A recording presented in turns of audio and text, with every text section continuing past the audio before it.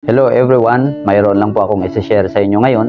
Paano natin malalaman ang tunay na sumusunod kay Jesus? Dito po sa Filipos 1:29, dahil ipinagkaloob niya sa inyo, hindi lamang ang manalig sa Kanya, kundi ang magtiis din naman alang-alang kay Kristo.